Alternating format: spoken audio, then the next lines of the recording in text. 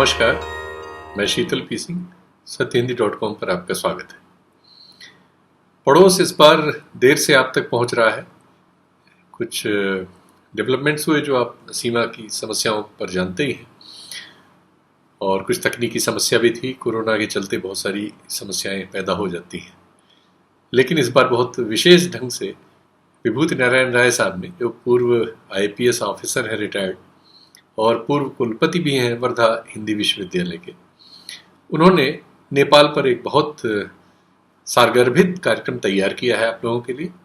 आपको आनंद आएगा, बड़ी जानकारियां मिलेंगी, बड़ा तथ्य संगत है और इस समय बड़ा अनुकूल भी है।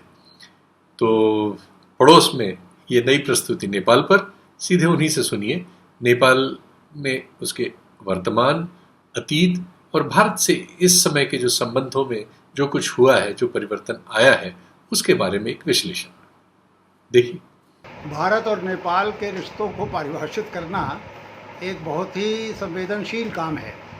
मुझे लगता है कि हमें बड़ी सतर्कता के साथ और बड़ी संवेदनशीलता के साथ भारत और नेपाल के रिश्तों को समझने की कोशिश करनी चाहिए। ये दोनों अलग राष्ट्र राज्य हैं, इसमें कोई शक नहीं है। भौगोलिक रूप से, राजनीतिक रूप से या सॉवरेनिटी के लिहाज से दोनों अलग अलग राष्ट्र राज्य हैं, लेकिन दोनों में इतने गहरे अंतर संबंध हैं कि कई बार ये हमारी समझ गड़बड़ा जाती है। मसलन आप बिना किसी पासपोर्ट या वीज़ा के नेपाल जा सकते हैं, नेपाली नागरिक यहाँ आ सकते हैं, व्यापार कर सकते हैं, नौकरियाँ हासिल कर सकते हैं। दोनों में धर्मभीरू और धर्मनिष्ठ हिंदू जनता दोनों तरफ रहती है। एक के आस्था का केंद्र पशुपतिनाथ है, दूसरे के आस्था का केंद्र काशी विश्वनाथ है, और दोनों एक दूसरे के धार्मिक स्थलों पे आते जाते हैं। व्यापार में दोनों एक दूसरे के साथ गहरे जुड़े हुए हैं। तो ये आखिर ऐसा कैसे हो रहा है कि पिछले कुछ दिनों से हमें ऐसा लग रहा है कि जैसे ये रिश्ते स्वाभाविक नहीं रह गए, इनमें कुछ न कुछ खटास आती जा रही है। मैं समझता हूँ कि ये बहुत कुछ भारत और नेपाल के रिश्तों को समझने के लिए बहुत कुछ परसेप्शन और मनोविज्ञान की ज़रूरत है। बहुत सारी चीज़ें परसेप्शन से गड़बड़ हो रही हैं और बहुत सी चीज़ें मनोविज्ञान की नासमझी से हो रही हैं। मनोविज्ञान में इसलिए कह रहा हूँ कि देखिए, ये बड़े भाई छोटे भाई जैसा संबंध है, जिसमें छोटे भाई के मन में, उसके मनोविज्ञान में अक्सर इस तरह की चीज़ें पैदा हो जाती हैं जब उसे लगता है कि बड़ा भाई उसे दबाने की कोशिश कर रहा है। इसी तरह बहुत सारे मामलों में बड़ा भाई छोटे को टेकन फॉर ग्रांटेड समझने लगता है। उसे लगता है कि ये तो उसका कुछ विशेषाधिकार है इसके ऊपर। तो हम, या जो हमारे सीमा पर जिस तरह के विवाद अभी हाल में दिखाई दिए, ख़ास तौर से काली नदी के इर्द गिर्द लिपुलेख दर्रे के पास, वो भी बहुत कुछ परसेप्शन का झगड़ा है। बहरहाल मैं संक्षेप में ये समझने की कोशिश करूँगा कि भारत और नेपाल के रिश्तों में खटास पैदा क्यों हो रही है। देखिए, हमें इन रिश्तों को समझने के लिए दो महत्वपूर्ण संधियों की तरफ जाना पड़ेगा। आपको याद होगा कि 1814 से लेकर 1816 के बीच में जो ईस्ट इंडिया कंपनी, जो तत्कालीन भारत के एक बहुत बड़े भूभाग की शासक थी, और गोरखों के बीच में काठमांडू के आसपास की पहाड़ियों पर जिसका शासन था, और धीरे धीरे विस्तार करते करते वो भारत की तराई, भारत के कुमायूं और गढ़वाल मंडलों, आज के कुमायूं और गढ़वाल मंडलों, और सिक्किम तक जिसने अपना विस्तार कर लिया था। ये 1814 और 16 के बीच जो युद्ध हुए, इसमें कई लड़ाइयाँ हुई। इसे आप एक परिघटना के तौर पे देखें तो 1814 और 1816 के युद्धों का परिणाम था, सुगौली में संधि हुई, और उस संधि के फलस्वरूप नेपाल का लगभग 1/3 हिस्सा उसके हाथ से चला गया। ये नेपाल का हिस्सा कहना भी शायद उचित इसलिए नहीं है कि तब तक जो आधुनिक अर्थों में राष्ट्र राज्य की परिकल्पना है, राष्ट्र राज्य का से जो हमारी समझ बनती है, ये उस तरह का राष्ट्र राज्य नहीं था। छोटे छोटे राज्य थे पहाड़ियों पर, जिन्हें गुरखों ने हरा करके जिन पे कब्ज़ा कर लिया था, जिनके शासन पर। और जब ये राजे ताकतवर होते थे, कहीं सिख, कहीं मराठे, कहीं ये गढ़वाल या कुमायूं की पहाड़ियों के राजा, तो ये अपने इन कब्ज़ों में उलटफेर करते रहते थे। बहरहाल ईस्ट इंडिया कंपनी से लड़ाई के बाद अब एक निर्णायक तौर पर एक सीमा बननी शुरू हुई और बहुत सारे इलाके भारत का भाग हुए। तराई के कुछ इलाके नेपाल को मिल गए। बाद में 1857 में जब हिंदुस्तान की पहली आज़ादी की सशस्त्र लड़ाई हुई, उसमें नेपाल ने चूँकि ईस्ट इंडिया कंपनी की मदद की थी, लिहाजा उसके इनाम के फलस्वरूप 1858 के बाद कुछ तराई के इलाके और नेपाल को दे दिए गए। इस तरह से एक आधुनिक राष्ट्र राज्य की आप सीमाएं जिसे आप कह सकते हैं, उनका निर्धारण होना शुरू हुआ। इसके बाद जो दूसरी महत्वपूर्ण संधि हुई वो 1950 में हुई। 1950 में जब भारत आज़ाद हो चुका था और नेपाल में एक दिलचस्प व्यवस्था ये थी कि कहने के लिए तो शाह वंश का शासन था, राजा शाह वंश का था, लेकिन लगभग 100 साल से राणा वंश वहाँ था। अब जो जिसे आप कह सकते हैं डिफैक्टो शासक वहाँ का राणा वंश था। उन्होंने प्रधानमंत्री का पद अपने लिए आनुवंशिक करा लिया था और राजा काफ़ी हद तक एक कॉन्स्टिट्यूशनल मोनार्क की तरह पर्दे के पीछे था और शासन राणा वंश करता था। राणा वंश को ऐसा लग रहा था कि सामने चीन जो कम्युनिस्ट हो चुका था 1950 तक, वहाँ से कुछ मदद मिलेगी। जो लोग लोकतंत्र की लड़ाई लड़ रहे थे नेपाल में, भारत सरकार की मंशा से 1950 में एक ट्रीटी की, एक समझौता भारत के साथ किया। इसमें बहुत सारी सुविधाएं भारतीय नागरिकों को नेपाल में, नेपाली नागरिकों को भारत में, बहुत सारे विशेषाधिकार नेपाल में भारत को, ये सारी चीज़ें जो एक तरह से ईस्ट इंडिया कंपनी की जो चाहत थी, ये उसी का विस्तार हुआ। अब नेपाल बिना भारत की इजाज़त के किसी दूसरे मुल्क से शस्त्र आयात भी नहीं कर सकता था। उसके विदेशी मामले भी काफ़ी हद तक, और रक्षा संबंधी मामले भी काफ़ी हद तक नई दिल्ली की मंशा से तय होने लगे थे। ये नेपाल के लोगों के मन में एक कसक है कि ये संधि जो है ये असमानता की संधि है। ये समानता के आधार पर संधि नहीं हुई थी। और इसी संधि के बाद आप देखें 2 साल बाद भारत की एक फ़ौजी टुकड़ी वहाँ रही, एक मेजर जनरल और उनके अधीन कुछ फ़ौजी अफसर और सिपाही वहाँ रहने लगे काठमांडू में। तो ये एक तरह से एक जिसे आप कह सकते हैं कि अच्छा, इसमें ये भी हुआ कि इस संधि के बाद 3 महीने बाद ही राणा हटा दिए गए और शाह वंश वापस एक शासक के तौर पे वापस एक मजबूत शासक के तौर पे आ गया। एक सिर्फ भारत के पक्ष में ये बात हुई कि उसके बाद जो पॉलिटिकल डिस्पेंसेशन बना, उसमें अगले 2-3 दशकों तक भारत की मित्र और भारत के समर्थक नेपाली कांग्रेस का वर्चस्व रहा वहाँ की राजनीति में। नेपाली कांग्रेस के उस ज़माने के ज़्यादातर नेता भारत में, पटना में, बनारस में, इन सारी जगहों पर रह करके वो अपनी गतिविधियाँ करते थे। उनकी शिक्षा दीक्षा यहाँ हुई थी। तो भारत को लेकर के उनके मन में बहुत जिसे आप कह सकते हैं सॉफ्ट कॉर्नर था और एक अच्छे रिश्तों की शुरुआत हो सकती थी और हुई भी। लेकिन फिर दिक्कत ये आई, नेपाली कांग्रेस और राजा के बीच में कंट्रडिक्शंस थे। राजा को लगातार लगता था कि बावजूद 1950 की ये पीस और फ्रेंडशिप ट्रीटी के, भारत उसके विरोधियों को मदद कर रहा है। उसके विरोधियों का मतलब नेपाल कांग्रेस के नेताओं को, जो निश्चित रूप से भारत में ही रह करके अपना इलाज कराते थे, शिक्षा हासिल करते थे, यहाँ उनको एक तरह से पॉलिटिकल असाइलम जैसी स्थिति रहती थी। तो राजा को ये लगता था कि ये हमारे विरोधियों को भारत प्रश्रय दे रहा है। तो इस तरह से एक जिसे आप sweet and sour, love and hate relationship चलती रही।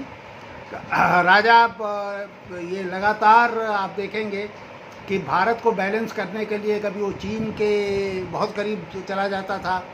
एक बार तो यहाँ तक हुआ कि वो अमेरिका को खुश करने के लिए 1960 में नेपाल ने इजराइल को मान्यता दे दी। तब तक भारत फिलिस्तीनियों का दोस्त था और इजराइल को भारत ने भी मान्यता नहीं दी थी। तो राजा ने, नेपाल ने इजराइल को मान्यता दे दी। मतलब इस तरह की टिटबिट्स चलती रहती थी। बहरहाल ये रिश्ते चलते रहे और नेपाल में इस बात की मांग बहुत ज़ोर शोर से होने लगी कि 1950 की ट्रीटी को रिविज़िट किया जाए। इसके लिए एक बार भारत सरकार सिद्धांततः सहमत भी हो गई। 2004 के साल में तय हुआ कि इसको रिविज़िट किया जा सकता है। लेकिन वो फिर कभी अभी तक तो उसका कोई 2014 में, 2004 मैंने गलत कहा, 2014 में संधि को फिर से संधि का एक तरह से पुनरावलोकन करने की बात तय हुई, लेकिन वो अभी तक कोई बहुत ठोस उसका नतीजा निकला नहीं। बहरहाल इसी बीच में आप जानते ही हैं कि नेपाल में माओइस्ट आंदोलन ने जोर पकड़ा और उन्होंने एक तरह से राजा को उखाड़ फेंका। वहाँ पर एक ऐसा लोकतंत्र कायम किया जिसमें राजशाही ख़त्म हो गई, एक राष्ट्रपति का चुनाव कर लिया गया। बहरहाल जब माओइस्ट आए थे तो ये डर था भारत को कि ये चीन की तरफ ज़्यादा इनका झुकाव होगा, और ये शुरू में दिखाई भी दिया। प्रचंड जो प्रधानमंत्री बने नेपाल के, उन्होंने एक पुरानी परंपरा का उल्लंघन करते हुए पहली यात्रा उन्होंने बीजिंग की, उसके बाद नेपाल, उसके बाद वो दिल्ली आए। इससे थोड़ा रिश्तों में खटास आई, लेकिन दिल्ली आने के बाद प्रचंड ने घोषित किया, 2008 में जब उनकी यात्रा हुई तो उन्होंने ये घोषित किया कि वो बहुत प्रसन्न होकर जा रहे हैं और नेपाल भारत के रिश्तों में एक नई शुरुआत हो रही है। वो शुरुआत कुछ हद तक हुई भी, लेकिन वो लंबा चला नहीं, वे प्रचंड हट गए। वहाँ भी राजनीतिक अस्थिरता रही, सरकारें बनती बिगड़ती रहीं। इस बीच में जो एक सबसे बड़ा कारण बना जिससे भारत और नेपाल के रिश्तों में जो अभी दौर चल रहा है खटास का, ये आया, वो नेपाल का संविधान था। 2015 में नेपाल का नए संविधान का मसौदा सर्कुलेट हुआ, और ये मसौदा वहाँ के रहने वाले मधेशियों के खिलाफ, ये जो मूल निवासी मधेशिया या और कुछ घुमंतू जातियाँ हैं, ये उनके खिलाफ जा रहा था। उनको डिसएडवांटेज्ड पोजीशन में रखा जा रहा था पहाड़ियों के मुकाबले। जो काठमांडू के इर्द गिर्द पहाड़ियों में रहने वाले लोग थे, गुरके जिन्हें आप कह सकते हैं, उनके मुकाबले ये इन मधेशियों का भारत से बड़ा पुराना रिश्ता है। ये वही तराई इलाका है जिसे सुगौली की संधि में जो नेपाल के पास चला गया था। आज तक इनके रोटी बेटी के रिश्ते आज के बिहार और उसके आसपास बंगाल, इन प्रांतों में है। ये अपने व्यापार के लिए, नौकरी के लिए, शादी विवाह के लिए हर एक दूसरे के ऊपर इतना आश्रित हैं, इतना एक दूसरे से जुड़े हुए हैं कि कई बार ये मानने में दिक्कत होती है कि अलग अलग राष्ट्रों के लोग हैं। बहरहाल मधेशियों ने इसका विरोध किया। यहाँ जो हमसे चूक हुई, जो मैंने शुरू में आपसे कहा कि कई बार हम संवेदनशीलता से को भुला देते हैं। हम बड़े भाई की तरह ये सोचते हैं कि छोटे को हम टेकन फॉर ग्रांटेड ले सकते हैं। जब ये संविधान अभी पारित नहीं हुआ था और सीनेट में, वहाँ के पार्लियामेंट में पेश हुआ था, हमने अपने फॉरेन सेक्रेटरी को भेजा। दिल्ली से फॉरेन सेक्रेटरी भारत के वहाँ गए और काठमांडू में उन्होंने बड़े, जिसे आप कह सकते हैं कि बहुत स्पष्ट शब्दों में कहा कि ये पास नहीं होना चाहिए, ये संविधान पारित नहीं होना चाहिए और इसमें संशोधन होना चाहिए। ये एक ऐसा टर्निंग पॉइंट था जिसने नेपाल के राजनीतिक नेतृत्व को भारत के पूरी तरह खिलाफ कर दिया। उन्हें लगा कि ये उनकी सॉवरेंटी का, उनका जो एक संप्रभुता है उनकी, ये उसका उल्लंघन है। भारत को इतना ब्लैटेंटली ये संदेश नहीं भेजना चाहिए था। और नतीजा ये हुआ कि उससे चिढ़ करके उन्होंने अगले 2-3 दिन में ही वो संविधान पास कर दिया और वो संविधान लागू हो गया। उसके बाद मधेशियों ने एक आंदोलन किया। वो बहुत दिन पुरानी घटना नहीं है, हम में से बहुतों को याद होगी कि वो पूरी तरह से ब्लॉकेट कर दिया नेपाल को। आप जानते हैं कि नेपाल एक लैंडलॉक्ड कंट्री है जिसका सारा कुछ, चाहे वो तेल हो, चाहे उनकी दवाइयाँ हों, उनकी खाद्य सामग्री हो, सब कुछ भारत से जाती है या कलकत्ता पोर्ट पर जो वो इंपोर्ट करते हैं वहाँ से बाई रोड सड़क के रास्ते नेपाल में आती है। तो अगर आप उनको चारों तरफ से उनके रास्ते बंद कर दें तो वहाँ जाहिर है कि वहाँ तो बहुत ज़बरदस्त संकट पैदा हो जाएगा, और संकट पैदा हुआ। लेकिन इस संकट में भारत सरकार तो मना करती रही कि इसमें हमारा कोई हाथ नहीं है, लेकिन जो भारत विरोधी भावनाएं थी वो नेपाल में बहुत शिखर पर पहुंच गई। ये लगभग उसी तरह की स्थिति थी जैसी राजीव गांधी के ज़माने में एक बार हुई थी जब 1950 की ट्रीटी के खिलाफ नेपाल ने बहुत सख्त रवैया अपनाना शुरू किया, तो भारत ने भी उसी लहजे में उनका जवाब दिया और एक तरह से आर्म्स ट्विस्टिंग की। वो कंप्लीट ब्लॉकेट करीब साल भर किया और नेपाल को उससे बहुत जिसे कह सकते हैं कि परेशानियों का सामना करना पड़ा। तो लगभग वो राजीव गांधी वाली स्थिति फिर दोहराई गई जब ये मदेशियों द्वारा ब्लॉकेट हुआ, और इससे नेपाल की भावनाएं ज़्यादा हमारे खिलाफ चली गई। इसका नतीजा ये हुआ है जिसके परिणाम अगले कुछ वर्षों में हम खुद देखेंगे कि उन्होंने चीन के साथ वो सारी संधियां कर ली जिसके लिए चीन बहुत दिनों से चाहता था। मसलन अब लहासा से यानी तिब्बत से लेके काठमांडू तक सड़कें आएंगी, रेलवे लाइन आएगी, पेट्रोल की पाइपलाइन बिछेगी। तो ये कुछ वर्षों में तो उनका भारत के साथ, भारत पूरी तरह से सारे रास्ते बंद कर दे उनको कोई दिक्कत नहीं होगी, क्योंकि सब कुछ उन्हें अब चीन ने अपने 2-3 बंदरगाहों को भी उनके लिए खोल दिया है, जहाँ से वो बजाय कलकत्ते से वहाँ से अपना सामान इंपोर्ट कर सकते हैं। तो ये एक भारत ने जो जिसे आप कह सकते हैं कि असंवेदनशील हमारी प्रतिक्रिया थी, उसके नतीजे में हमने हासिल कम किया, हमने खो ज़्यादा दिया, और इसे वापस हासिल करने में हमें काफ़ी प्रयास करना पड़ेगा। एक ही अच्छी चीज़ है जो मैंने कुछ वर्षों पहले मैं काठमांडू गया था, वहाँ अपने मित्रों से बात करते हुए मैंने कहा था, वहाँ कुछ लोग काफ़ी भारत विरोधी बातें कर रहे थे जहाँ हम लोग बैठे थे, मैं था और कुछ लोग और थे। तो एक बात का वो जवाब नहीं दे पा रहे थे। मैंने कहा क्या ये संभव हो पाएगा कि आपका बच्चा बीमार होगा और आप फ़ौरन एक गाड़ी में बैठाएंगे, उसे पटना लेके चले जाते हैं, अभी आप गोरखपुर चले जाते हैं, बनारस चले जाते हैं, क्या आप उसी तरह लासा और बीजिंग जा सकते हैं? या जिस तरह आपके छात्र दर्जा 1 से लेकर के और MA MSc तक भारत आते हैं, क्या उस तरह चीन आपको ये सुविधाएं देगा? या आपके आस्था के केंद्र भी क्या यहाँ से शिफ्ट हो जाएंगे? काशी विश्वनाथ यहाँ से हट करके तिब्बत चला जाएगा? तो ये तो एक ऐसे संबंध हैं जिन्हें आप तात्कालिक उत्तेजना की वजह से आप नहीं तोड़ सकते। ये नेपाल को भी ये सोचना पड़ेगा, और मुझे लगता है कि अगर हम कुछ अधिक संवेदनशील हों तो हम ये वापस नेपालियों का जो भारत को लेकर के जो प्रेम है उसे हम वापस छीन सकते हैं। हमें सिर्फ थोड़ी सी संवेदनशीलता दिखानी पड़ेगी। देखिए, कई बार कई ऐसी घटनाएं हुई हैं जिसमें 2-3 का मैं उल्लेख करना चाहता हूं, जिससे नेपाली मन आहत हुआ है। वो 2016 में नेपाल में भूकंप आया, और आप देखिए सबसे पहले मदद भेजने वालों में और सबसे ज़्यादा मदद भेजने वालों में भारत था। लेकिन अगले 15 दिन के अंदर नेपाल ने हाथ जोड़ लिए और हमसे कहा कि भाई आप जाइए। जाहिर है कि वो डिप्लोमेटिकली सिर्फ हमसे नहीं कह सकते, तो उन्होंने बाहर से जितनी एजेंसियाँ आई हुई थी सबसे कह दिया आप जाइए, हम खुद अपना मामला संभालेंगे। ऐसा क्यों हुआ?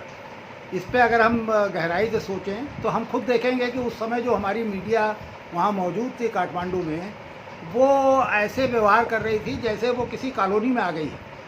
वो इस तरह की खबरें प्रसारित कर रही थी जिससे किसी भी स्वाभिमानी राष्ट्र की चेतना आहत होगी, और नेपाल का आत्मसम्मान उससे खंडित हुआ, और उन्होंने हमारे साथ साथ सबको वहाँ से निकाल दिया।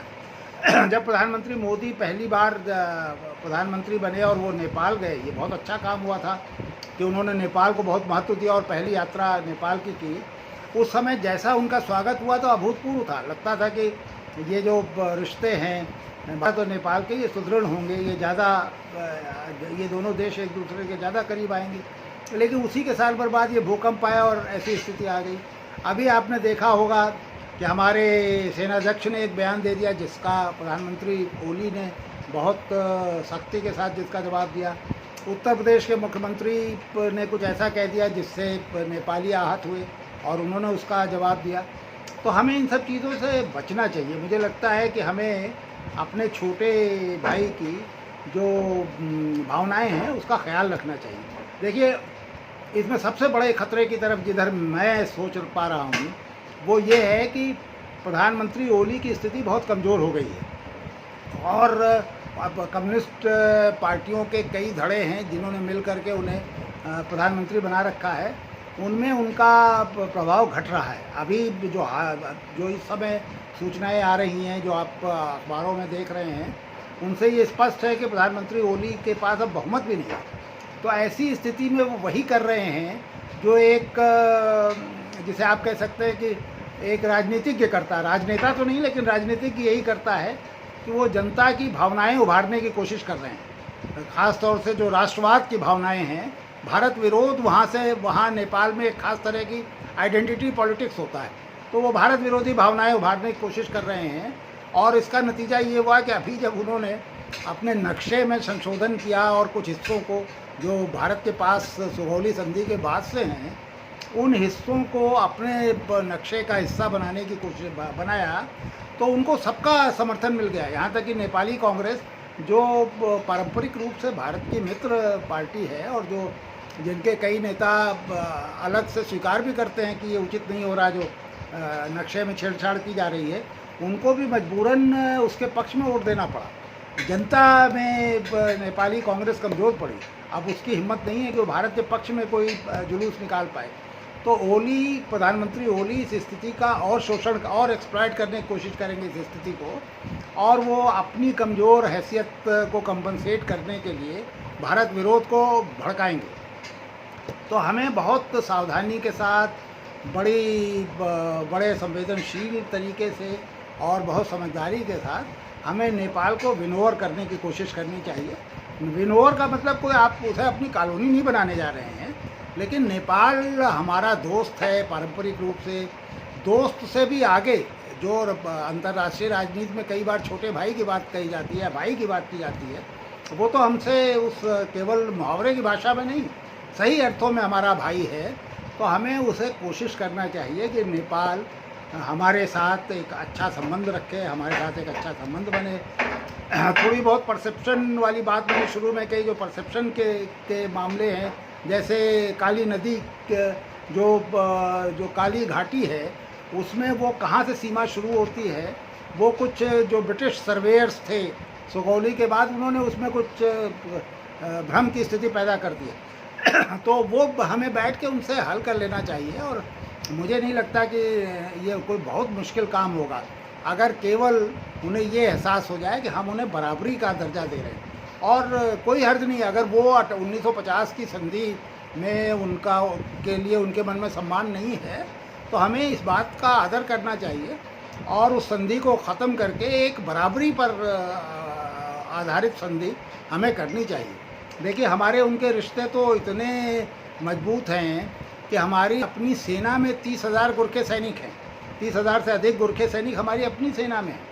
ये भी सुगौली संधि जो हुई, उसमें एक मज़ेदार स्थिति ये भी बनी कि जो विजेता थे, उन्होंने विजित के सामने ये भी शर्त रखी कि उनके सैनिक इनकी सेना में काम करेंगे। तब से यानी 1816 से आप पाएंगे कि ईस्ट इंडिया कंपनी, उसके बाद स्वतंत्र भारत, और स्वतंत्र भारत के अलावा ब्रिटिश आर्मी, इन सब में गुरखे काम कर रहे हैं और बड़ी बहादुरी के साथ हमारे लिए वो 62 में, 65 में, 71 में लड़े हैं। तो हमारा तो नेपाल से जैसा संबंध है वो किसी दूसरे पड़ोसी देश से नहीं हो सकता। हम इस बात को समझें और नेपाल के साथ कोई स्ट्रॉन्ग आर्म टैक्टिक्स अपनाने की बात अगर हमारे दिमाग में हो तो उसे निकाल दें और उनकी तरफ एक दोस्ती का हाथ बढ़ाएं, कुछ 2 कदम आगे चल के कुछ ज़्यादा उनको दे करके हम उन्हें वापस अपनी दोस्ती के पाले में लाएं। धन्यवाद। सत्य हिंदी के और वीडियोस को देखने के लिए हमारे YouTube चैनल को सब्सक्राइब करें और सीधे नोटिफिकेशन पाने के लिए बेल आइकन दबाएं।